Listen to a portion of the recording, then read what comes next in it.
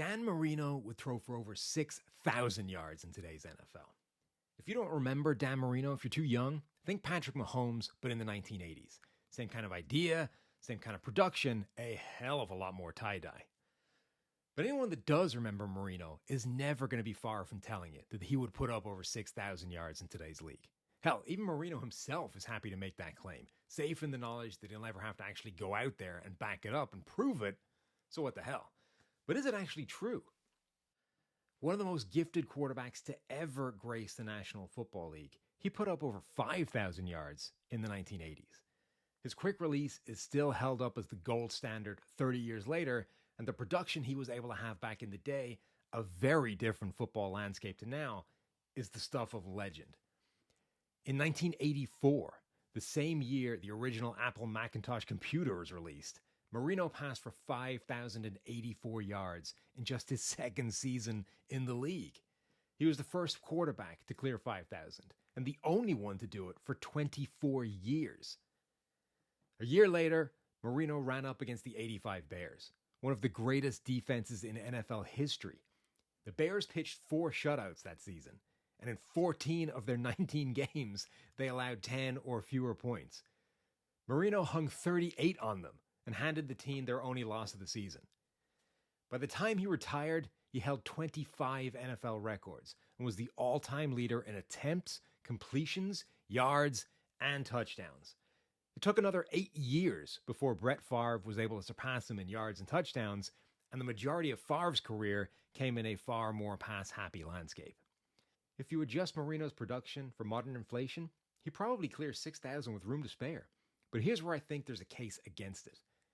Marino was maybe the most instinctive quarterback to ever play.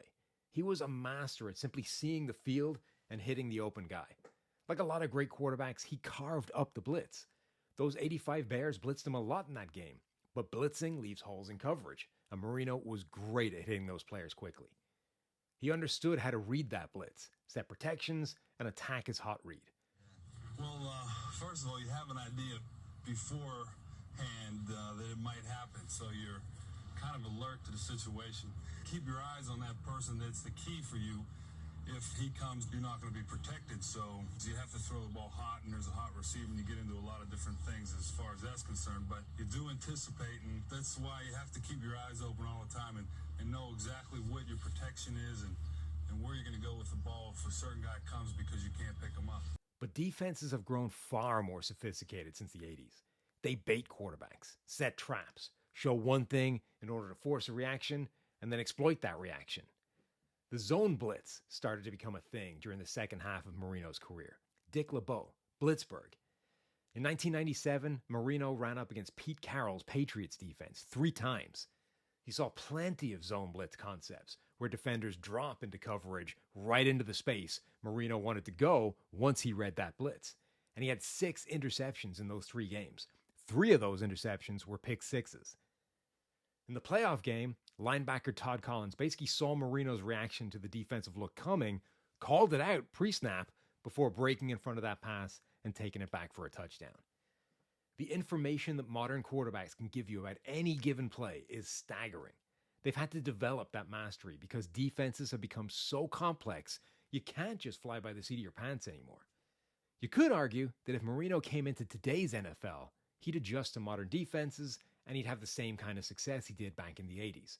But he may have just been the perfect quarterback for those physical, violent, but more simplistic defenses.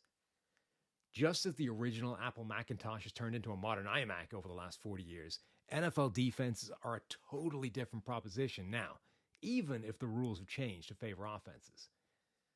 Marino would still do numbers in today's NFL. Nobody's doubting that. But Patrick freaking Mahomes hasn't gone over 5,300 yards in a single season yet.